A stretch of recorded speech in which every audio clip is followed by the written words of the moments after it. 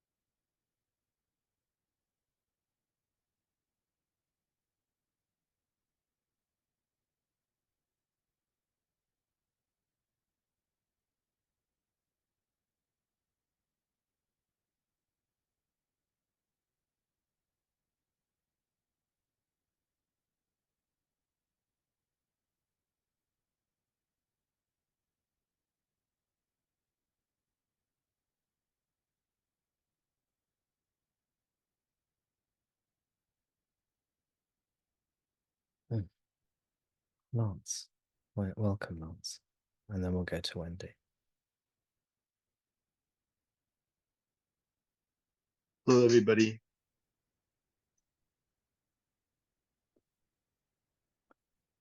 This last week, I was reading Who Am I? Just the beginning, and I was reading the metaphor about the snake and the rope. And sometimes I think I understand that metaphor, and sometimes I don't. And I'm wondering if you could. This is such a beautiful satsang and such a deep satsang, and I'm wondering if you could tie that metaphor in with what's been said so far.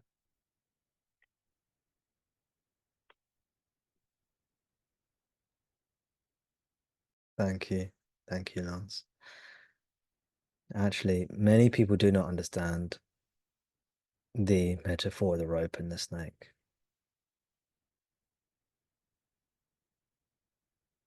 Many people think they understand it. In the text, Who Am I?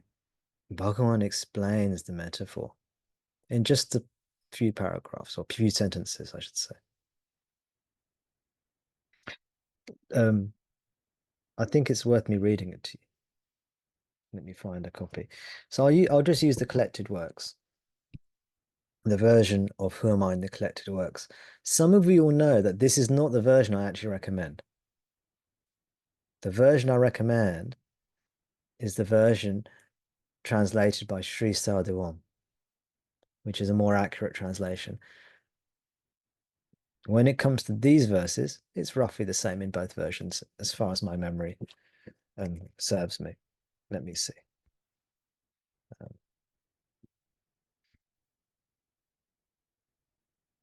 Okay, I'll back up a few questions. So I'll start off with question 4. Question 4 in Who Am I? When will the realization of the self be gained? Answer: when the world, which is what is seen, has been removed. When the world, which is what is seen, has been removed, there will be realization of the self, which is the seer. Question 5. Will there not be realization of the self even while the world is there? Answer: there will not be. Okay, so that's the teaching Bhagavan gives, first of all. I haven't read the portion in brackets in this translation because it's not there in the original, and it's a distortion by the translator.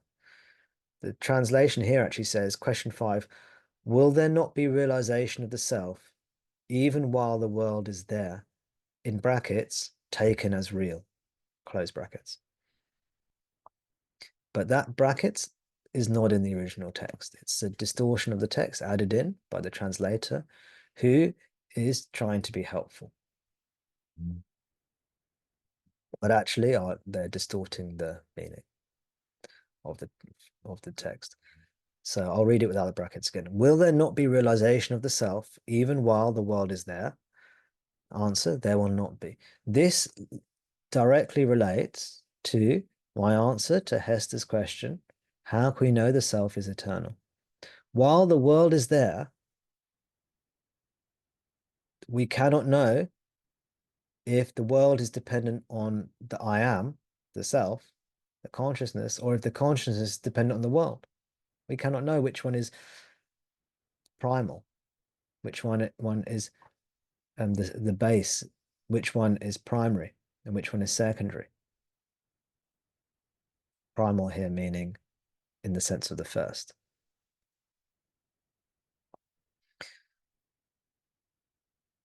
You see, we cannot know. For example, if from the moment you were born, yeah, if this is a bit of a silly example, but if from the moment you were born there was a lamppost next to you, yeah, and everywhere you go, there's a lamppost just moves around with you everywhere you go. You wouldn't know if that lamppost has got something to do with you or not. You wouldn't know. Hang on a sec, that lamppost, if that's not there, do I die? Or do I not die? You wouldn't know. Because everywhere you go, it's there. So you're never sure, is that an essential part of me or not? You don't know, do you? Because you've never had the experience of existing without that lamppost being there. So in your mind, there might be a teacher who comes along and says, that lamppost is the essence of you. And you're like, gosh, yeah, everywhere I go, there's that lamppost. And so maybe that teacher's right. And then someone else says, that lamppost is not the essence of you. And you're like, oh, well, it's always there. I don't know. In the same way, some teachers, we can call them materialists, say, you are the body mind. You are the body mind. And you say, well, that makes sense because everywhere I go, I need my body and my mind. And then someone else like Bhagavan comes along and says, you're not the body mind. You're like, oh, that's weird because everywhere I go, there's the body mind. But what if you had now let's go back to the silly lamppost example. What if you suddenly escaped this lamppost somehow? Yeah. For the first time in your life, you see yourself existing, but the lamppost isn't there. Then you know, oh, this lamppost is not essential to me because I exist. I'm here. I'm whole, even without this lamppost. Do you see? Same way, when we lamppost is the body, mind in this metaphor, yes, and the world, yes. Similarly, in realization, we turn inward towards the self. Body, mind, world eventually disappear. Nirvikalpa. Nirvikalpa means no objects, no thoughts, no objects. Objects and thoughts are synonymous in this teaching. Tables, chairs, cars are modulations in consciousness, also known as thoughts. When we go nirvikalpa, through self-attention, which is the only way to go truly nirvikalpa. In all other ways, the I thought is still there as a subtle vibration. So it's not true nirvikalpa, although we may think it's nirvikalpa. It's actually a trance state, which the I thought is still there and movement is still there. Only when we go nirvikalpa, we discover our existence without the body, the mind present. Do we realize, oh, I'm not the body mind. Do you see? This is Bhagavan right at the beginning of the text. Right at the beginning of the text. He's answered this question. He's explained this to us, but he's not gone through the whole explanation I've gone through. Oh, by the way, the explanation I've given you, I've never seen that anywhere. I've never seen that explanation that I've given you anywhere in any text, in any book, anywhere. It's my own personal experience. But I've never seen it explained like that before. But it's hinted at here. You see? If we back up, the first question is, who am I? And to summarize the relatively long answer, the answer is, you're not the body, you're not the mind, you're not the world, you're not ignorance, you're not the ego. You're not and to simplify in a different way, you're not the waking state, you're not the dream state, you're not the deep sleep state. And the question two is, if I'm none of these, then what am I? Then who am I? And the answer is the awareness which alone remains, that I am. Now, was it Luke? I also am not too keen on the word awareness. I like the word consciousness or being. I think Luke said, was it Luke who said he likes existence? Let's hit that word. Because awareness implies awareness of objects. Consciousness can also imply consciousness of objects, but for me it doesn't, which is why I quite like the word consciousness. For me, consciousness doesn't have to be anything to do with objects, pure consciousness. Maybe you could say the same for awareness. It's just what you like. It's just preference. How you associate, what associations those words have in your mind. That awareness which alone remains, that I am. The actual Tamil, I believe, is a word which I'm probably going to pronounce wrongly, but it's spelt arivu. Arivu. That awareness which alone remains, that I am. Arivu nan, I think it is in Tamil. Arivu nan, which means, nan means I, and arivu means knowledge. Arivu nan, that it says that awareness which alone remains, that I am. We can say arivu nan, that knowledge which alone remains, or that consciousness, that knowingness which alone remains, that is what I am. Question 3, what is the nature of this arivu, this consciousness, this awareness? Bhagavan answers, the nature of awareness, or the nature of beingness, arivu, is, the nature of you is Sat Chit Ananda, existence, consciousness, bliss. Question 4, when will the realization of the self be gained? Answer, when the world, which is what is seen, that means all objects, that means body, mind, world. When the world, which is what is seen, has been removed, there'll be realization of the self, which is the seer. It means that knower, the knowledge. And then the question is like, well, hang on a sec, that sounds quite drastic.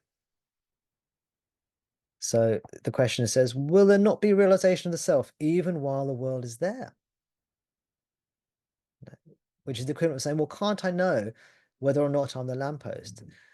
In this silly lamppost analogy, even if the lamppost is there, no. You have to remove the lamppost and then realize you still exist to discover that you are not the lamppost in that analogy. Same way, we need to remove the body and mind from our consciousness. And so we're convinced there is no body mind and we still exist. Oh, then is self-knowledge there when we realize, oh, I am the eternal self. All fear evaporates, all suffering evaporates. It never even occurred, we realize. Will there not be realization of self even while the world is there? There will not be, is Bhagavan's answer. And then we get to Lance's question finally. The question 6, which is, why? Why? Just one word, why? Pourquoi? Why? I don't think he was French speaking. Answer. And then we get to the rope and the snake analogy. Answer to question 6. The seer and the object seen are like the rope and the snake. The pure consciousness is like the rope, which is harmless, benign. Benign means not harmful, harmless. The rope and the snake, which is harmful. It can hurt you, it can bite you, it can kill you, it can scare you, it can cause suffering. You can be anxious about being bitten by the snake, and you can be bitten by the snake. The seer and the object seen are like the rope and the snake. There's a direct correlation between the seer and the rope and the object seen, which means the body, mind, world, and the snake. Bhagavan explains, just as the knowledge of the rope, which is the substrate, Substrate means the substratum, that primal or primordial basis, the primary thing. And the rope is the primary thing, and the snake is the secondary thing. Yeah. Of course, I'm assuming that everybody knows the story of the rope and the snake, which is there's a rope lying on the ground in dimly lit lighting. It's dimly lit. There's not enough light, and so it's mistaken to be a snake.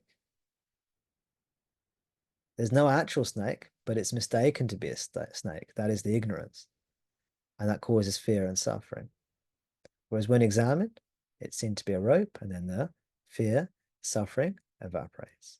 And you'll see there was never actually a snake. The seer and the object seen are like the rope and the snake. Just as the knowledge of the rope, which is the substrate, means it's the primary thing, will not arise. The knowledge of the rope, which is the substrate, will not arise unless the false knowledge of the illusory serpent goes. So the realization of the self, which is the substrate, will not be gained. And then there's a mistranslation here. So it goes, it will not be gained unless the belief that the world is real is removed.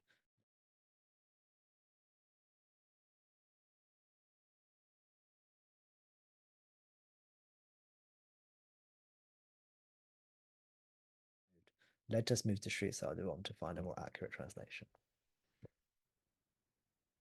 If you look at the path of Sri Ramana part 1, you will find, here's my copy here, which I printed out. You'll find at the, and in the appendix, you'll find, who am I? So it said belief that the world is not real, but that is not what Bhagavan writes.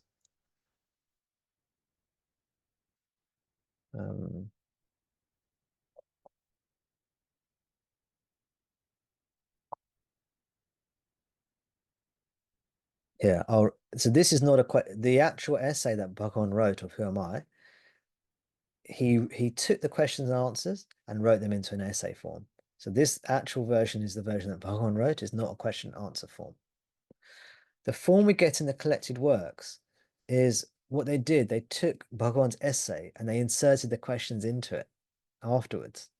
And you get this kind of amalgamation of the original question and answer form and then the essay that Bhagavan wrote, and they kind of put them together. The content is the same in the original Tamil, essentially. So it says here, I'll read the same text as Sri Sadhuvam has translated it, which is the accurate one. If the mind,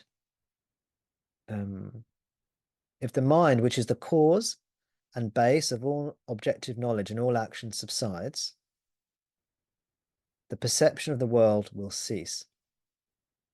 And this is the bit about rope and snake. Just as the knowledge of the rope, which is the base, will not be obtained unless the knowledge of the snake, the superimposition, goes, so the realization of the self, which is the base, will not be obtained unless the perception of the world, which is a superimposition, ceases.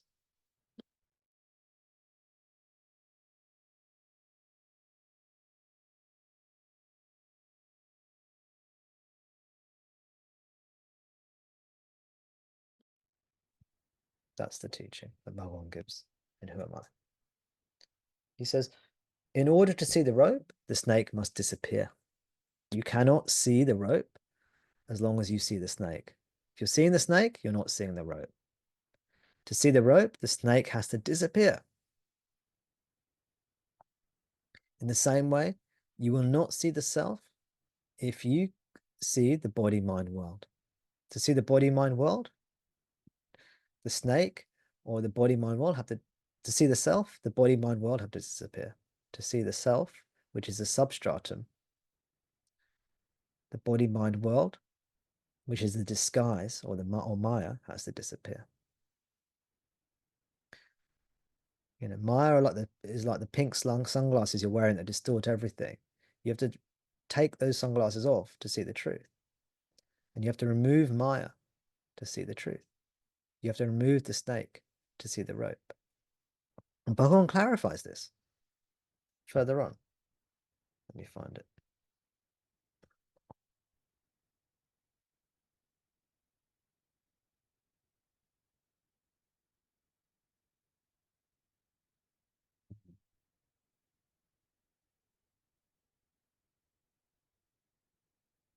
So if we go a bit further forwards,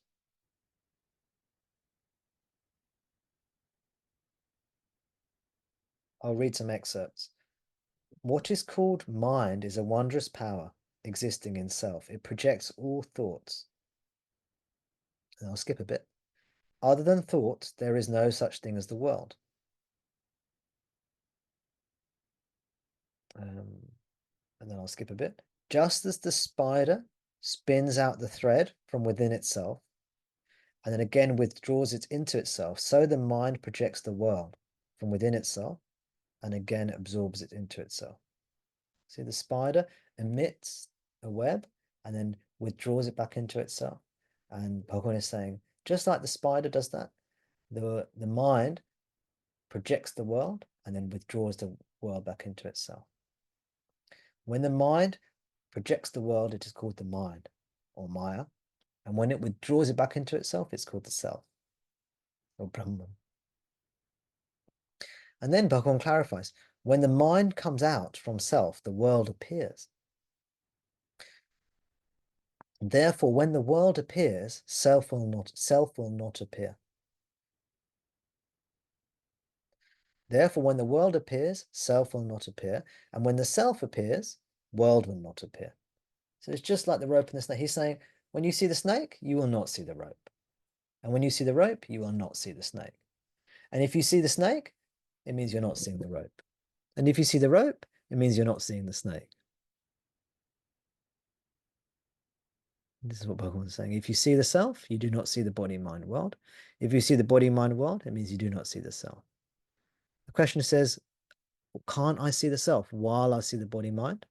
And that was question 5, was it?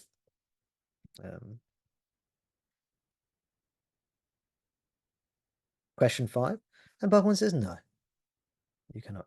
Will there not be realization of the self even while the world is there? And Bhagavan says, no, there will not be. Yeah, it's like, can I see the rope when I'm still seeing the snake? No, you cannot. You'll be convinced it's a snake. Um, so this is the teaching. Bhagavan says it so many times.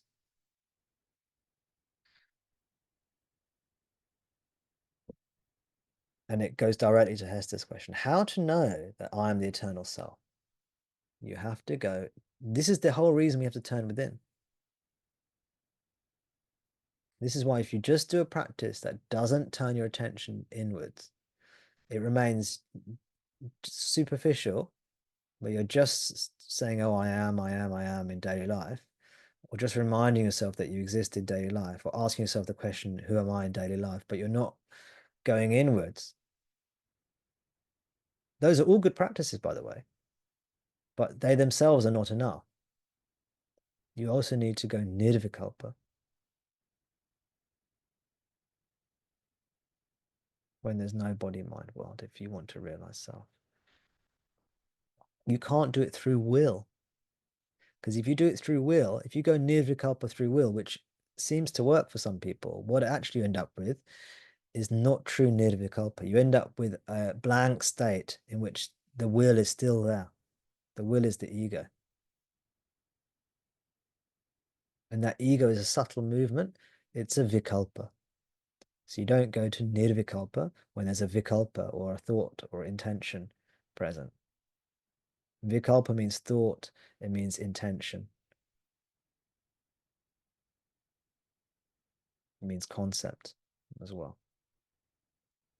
It's a word that is used in many different ways, depending on the context. But it implies an objective appearance or an intention or will.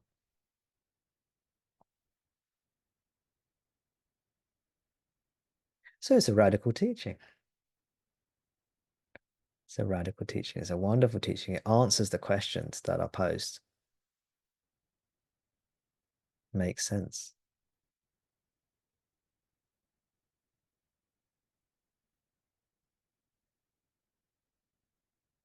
Bhagavan tries to make this is all just in the first few paragraphs of Who Am I? This teaching is given.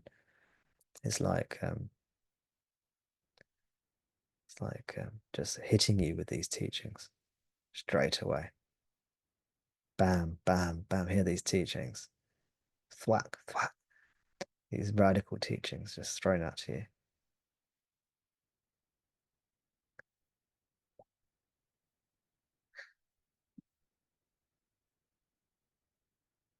Is that clarifying, helpful at all, Lance? Is that what you wanted me to say? Every word. Yeah, that was very helpful. And you never said it, but the rope is the self in this metaphor. Yes, Yeah, the rope is the self.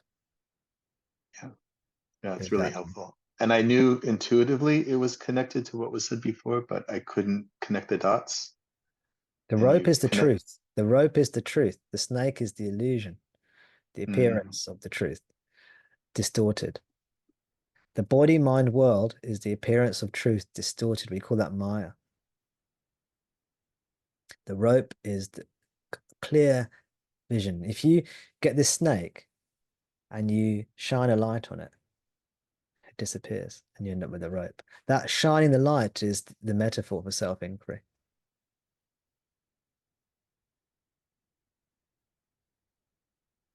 There are other aspects to the metaphor of the snake and the rope. Can I carry on, or did you want to say something, Lance? no, please carry on. Are you sure? Okay. There are other aspects of the snake and the rope. One aspect, and this is Tom's own kind of what I've just explained is the traditional explanation, but there are other things we can draw from the snake and the rope analogy. This is some more Tom's pontifications, secondary aspects of the teaching, but it can be helpful nonetheless. So if you see a snake, but it's actually a rope, but you don't realize that, you think it's a snake. The snake is a metaphor for the body-mind world, and it causes suffering. And of course, body-mind world doesn't just cause suffering. You get pleasure and pain.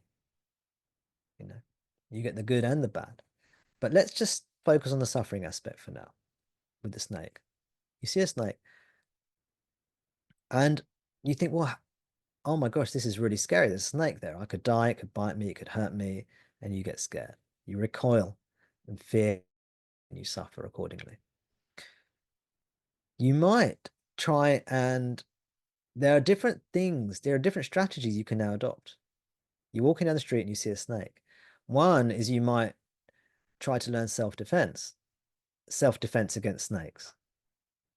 You see, and you might try and learn a martial art, or you might train yourself and become very skilled at using particular weapons and tools so you can deal with the snake. Do you see? That's one option you have. Or you might learn to be a snake charmer, And that's another, you can see these are Tom's, these are not the traditional explanations. You can see this, yeah? You can learn to be a snake charmer. You can learn to deal with the snake in that way, right? In both these examples, and there are other things you could run away, yeah, or you can pounce on it and throttle it, try and strangle it before it bites you. In all these examples, you're assuming the snake is real, and you're trying to develop some kind of skill in the body mind to deal with the snake. Do you see? You're trying to develop a skill, some kind of skillful means to deal with this snake of suffering. This is There's nothing wrong with this. And say you're fully trained now in snake handling, snake charming, martial arts against snakes, you know, all of the above.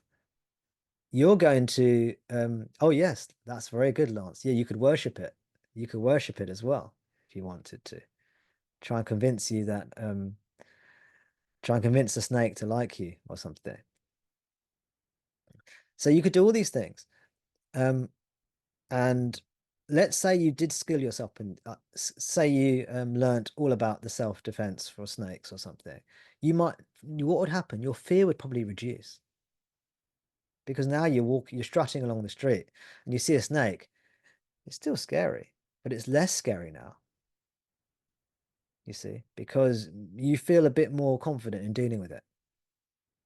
But in this analogy, the fear doesn't completely ever go.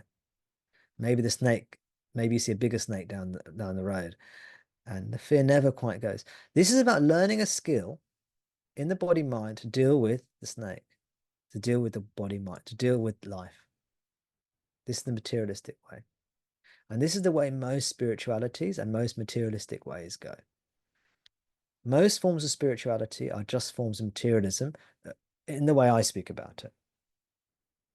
I'm not saying it's bad. If you want to train yourself to become less afraid of snakes, that's a good thing because that will help you in your life. That will help you as long as you believe the snake is real, you see. So these are good things to do. But it will not solve the root problem, which is actually there's no snake. There's actually no snake, but you don't realize that, do you? Because you see a snake. So the only real solution is not to learn to fight against the snake, not to run away, not to learn how to strangle snakes, not learn how to charm snakes. The real secret is to attend, to observe, to inquire, to shine a light on the snake. This only works because in reality there is no snake. But because that's the reality, when we shine a light on it, we do self-inquiry, we discover the rope. And we don't actually have to do any of those other snake charming, martial arts, other stuff. All we need to do is do this self-inquiry. We just need to shine a light on, and that's it. But most of us are too afraid or too encumbered or too bought into the illusion of snake to do that. So we first have to, so maybe you have to let people train in some martial arts against snakes first and, learn how to throttle snakes or maybe practice your sprinting skills first. And then they feel a bit more comfortable around the snake and then they're ready to do self-inquiry.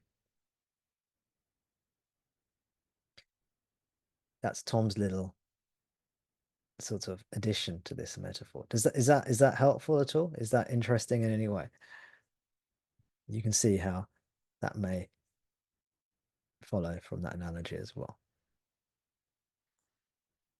And that's something else when I was younger and thinking about this is one thing I realized, all these things we're doing with the body mind,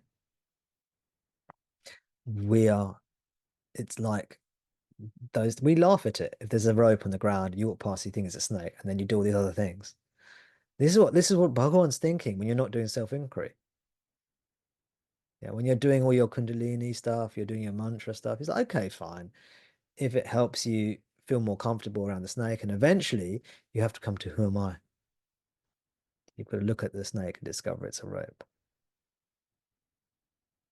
And if he says, what's a direct? We could just shine a light on it. Do self-inquiry. Shine the light of attention on yourself. Discover yourself. Straight away, it's the direct path. But, oh no, I'm not ready to do that. Okay. I need to do some chanting first. Okay.